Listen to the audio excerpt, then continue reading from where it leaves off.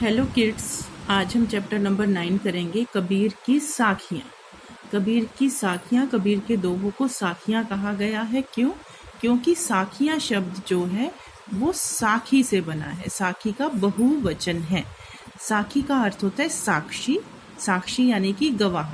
कबीर जी ने जितने भी दोहों की रचना की है, जितनी भी साखियों की रचना की है, उन्होंने सभी श्रोताओं को गवाह बनाकर और फिर उनके सम्मुख इन सब की रचना की है।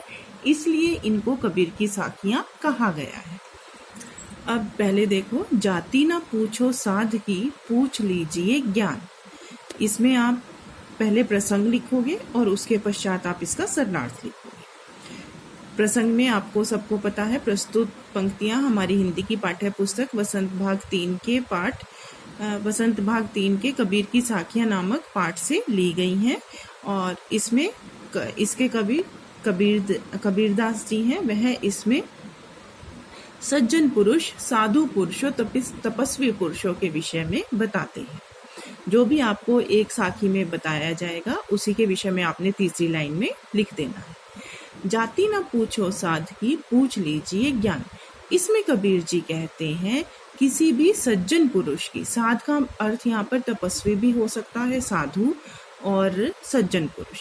किसी भी तपस्वी की, किसी भी साधु की, किसी भी सज्जन पुरुष की जाति नहीं पूछनी चाहिए कि वह किस जाति से संबंधित है, बल्कि हमें उसका ज्ञान देखना चाहिए कि हमें उससे कितनी ज्ञान की बातें सीखने को मिल रही हैं। ठीक है, हमें किसी भी तपस्वी की, सज्जन पुरुष की जाति नहीं पूछनी चाहिए, बल्कि हमें उसका ज्ञान देखना चाहिए कि वह हमें बहुत सी ज्ञान की बातें दे रहा है या वह हमें कितना ज्ञान देता है। अब अगली लाइन में कबीरदास जी ने उदाहरण के तौर पर इस लाइन को समझाया है, एक उदाहरण देते हुए, मोल करो तरवार का, पड़ा रहने दो म्यान।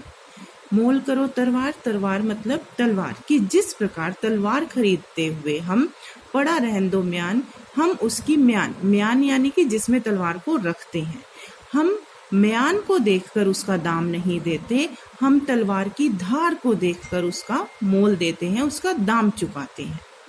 म्यान चाहे कितनी ही सुंदर हो, लेकिन अगर अंदर तलवार तेज नहीं होगी तो उस तलवार का कोई भी मोल नहीं होगा, कोई उस तलवार को नहीं खरीदेगा। म्यान चाहे कितनी ही सिंपल हो, कितनी ही साधारण हो, लेकिन तलवार जो है धारदार होगी तो उसके सभी मुंह मांगे दाम देने को तैयार हो जाएंगे। तो कबीरदास जी कहते हैं कि जिस प्रकार तलवार खरीदते समय हम उसकी म्यान का मोल ना कर उसकी धार का मोल करते हैं, उसकी धार को देखकर तलवार का दाम चुकाते हैं, उसी प्रकार हमें किसी भी साधु की जाति पाति ना पूछकर उसका ज्ञान देखना चाहिए और उससे सभी ज्ञान की बातें हमें सीखनी चाहिए। अब इसमें आप भाव लिखोगे। कबीरदास जी इसमें कहते हैं कि हमें किसी भी पुरुष का केवल ज्ञान देखना चाहिए, उसका अनुभव देखना चाहिए, उससे ज्ञान की बातें सीखनी चाहिए, ना कि जाति पाति के भेदभाव में पड़ना चाहिए। हमें जाति पाति के भेदभाव को भुलाकर सभी सज्जन पुरुषों से, साधु पुरुषों से ज्ञान की बातें सीखनी चाहिए। यह इसका भाव है। दूसरा देखो, आवत गारी एक है, उल्टत होई अनेक। गारी मतलब अपशब्द, गाली। कबीरदास जी इसमें अपशब्दों के विषय में बताते हैं। आवत मीन्स आती है, गारी एक है, जब एक गारी, एक गाली आती है तो इसको आप अपने शब्दों में लिखोगे। कबीरदास जी कहते हैं कि जब कोई एक व्यक्ति हमें एक अपशब्द बोलता है, उल्टत होई अनेक, तो हमें उलटकर उसे जवाब नहीं देना चाहिए, क्योंकि वह एक की बजाय अनेक हो जाती हैं। उल्टत होई अनेक, कि हमें उलटकर उसका जवाब नहीं देना चाहिए, क्योंकि वह एक की जगह अनेक हो जाती हैं। अनेक कैसे हो जाती हैं? आप अब शब्द बोलोगे, आगे से वो बोलेगा, फिर आप बोलोगे, फिर वो बोलेगा। तो कबीरदास जी कहते हैं कि जब कोई व्यक्ति हमें एक अपशब्द बोलता है तो हमें उलटकर उसका जवाब नहीं देना चाहिए, क्योंकि वह एक अपशब्द का अनेक अपशब्द बन जाते हैं। कह कबीर नहीं उलटिए वही एक की एक। कबीरदास जी कहते हैं उस एक अपशब्द का उलट कर जवाब नहीं देना चाहिए, बल्कि उस एक गाली को, एक अपशब्द को एक ही रहने देना चाहिए। वह एक ही रहने देना चाहिए, अर्थात हमें वहीं पर उस एक अपशब्द को सुनकर चुप हो जाना चाहिए। ठीक है। कह कबीर नहीं उलटिए वही एक की एक।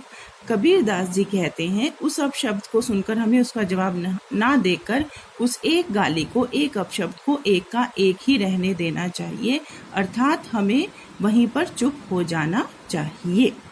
कहने का भाव यह है कि हमें अपशब्द के बदले अपशब्द नहीं बोलने चाहिए, क्योंकि यदि हम भी यही काम करेंगे तो उस एक अपशब्द के बहुत से अनेक अपशब्द हमें सुनने को मिलेंगे। तीसरा देखो, माला तो कर में फिरई जीभी फिरे मुख माही, मनुआ तो दहु दिसी फिरे यह तो सुमिरन नाही। इसमें कबीरदास जी भगवान के सुमिरन को के विषय में बताते हैं कि भगवान को याद किस तरह से करना चाहिए। कबीरदास जी कहते हैं कि भगवान को जब हम याद करते हैं तो हम अपने कर मतलब हाथ से माला फेरते रहते हैं। भगवान को याद करते समय हम अपने हाथ में माला फेरते हैं। जीभी फिरे मुख माही, और जीभ हमारे मुख में फिरती है। इसका क्या अर्थ है? और हम मुख से भगवान का सुमिरन करते रहते हैं, मुख से भगवान का नाम लेते रहते हैं। कबीरदास जी कहते हैं जब हम भगवान को याद करते हैं तो हम माला को अपने हाथ में फेरते हैं और जीभ को अपने मुख में फेरते हैं, अर्थात अपने मुख से हम भगवान का नाम लेते रहते हैं। मनुआ तो दहु दिसी फिरे यह तो सुमिरन नाही। मनुआ मतलब मन, दहु मतलब 10, दिसी मतलब दिशा, फिरे मतलब फिरता है। किंतु यह करते हुए, भगवान का इस प्रकार नाम लेते हुए यदि हमारा मन 10 दिशाओं में घूमता है, यह तो सुमिरन नाही। इस प्रकार भगवान का सुमिरन करना, भगवान को याद करना व्यर्थ है। यह तो सुमिरन नाही, यह तो भगवान का नाम लेना नहीं है, अर्थात इस प्रकार भगवान को याद करना व्यर्थ है। दोबारा देखो, इसमें कबीरदास जी भगवान को के सिमरन के विषय में बताते हैं कि भगवान को याद करते समय हम अपने हाथों में माला फेरते हैं और हमारी जीभ हमारे मुख में फिरती है, अर्थात हम मुख से भगवान का नाम लेते रहते हैं। मनुआ तो दहु दिसी फिरे यह तो सुमिरन नाही। यह करते हुए, भगवान का नाम लेते हुए यदि हमारा मन 10 दिशाओं में फिरता है तो इस प्रकार भगवान का भजन करना व्यर्थ है, भगवान का नाम लेना व्यर्थ है। कहने का भाव यह है कि हमें अपने मन को एकाग्र चित्त रखकर भगवान का नाम लेना चाहिए।